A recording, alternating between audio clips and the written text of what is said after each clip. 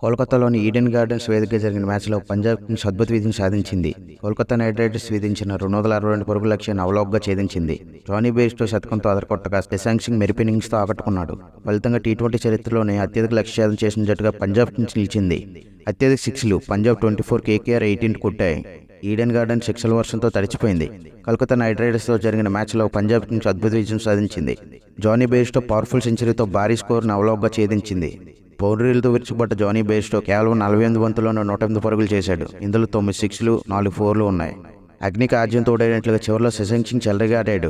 దీంతో కేకేఆర్ విధించిన 262 పరుగుల లక్ష్యాన్ని పంజాబ్ కింగ్స్ కేవలం 2 వికెట్లు కోల్పోయి 8 బంతులు మిగిలి ఉండగానే ఛేదించింది. టీ20 క్రికెట్ చరిత్రలోనే భారీ రన్ చేసి రికార్డు నమోదు చేసింది. పంజాబ్ కింగ్స్ 24 సిక్సర్లతో సిక్సర్ల ప్రపంచ రికార్డు నెలకొల్పింది. కేకేఆర్ బ్యాటర్లు 18 సిక్సర్లు బాదడంతో అత్యధిక సిక్సర్లు నమోదైన మ్యాచ్కి ఈ మ్యాచ్ నిలిచింది. కోల్కతా నైట్ రైడర్స్ విధించిన 262 పరుగుల లక్ష్యాన్ని ఛేదించే క్రమంలో పంజాబ్ కింగ్స్ బ్యాటర్లు ఆది నుంచి ఆకాశమే హద్దుగా చెలరేగా ఆడారు. ప్రభసిమ్రన్ సింగ్ 20 బంతుల్లోని 54 పరుగులు చేశాడు. ఇందులో 4 ఫోర్లు, 5 సిక్సర్లు ఉన్నాయి. ప్రభసిమ్రన్ సింగ్ జానీ బెయిర్స్టోతో కలిపి గట్టి పునాది వేశాడు. ఇతను 20 బంతుల్లోని 54 పరుగులు చేశాడు. ఇందులో 5 ఫోర్లు, 4 సిక్సర్లు ఉన్నాయి. ప్రభసిమ్రన్ రన్అట్ గా వెనుతిరిగిన తర్వాత క్రీజులోకి వచ్చిన రోసో 24 పరుగులు చేశాడు.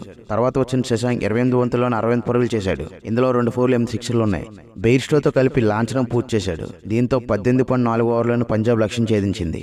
పంజాబ్ కింగ్స్ బ్యాటర్లు దాటి కేకేఆర్ బౌలర్లు అందరూ తేలిపోయారు. సునీల్ నారాయణ మాత్రం కాస్త ప్రభావం చూపగలిగాడు. 4 ఓవర్లేసి 24 పరుగులు ఇచ్చి నారాయణ్ ఒక వికెట్ పడగొట్టాడు.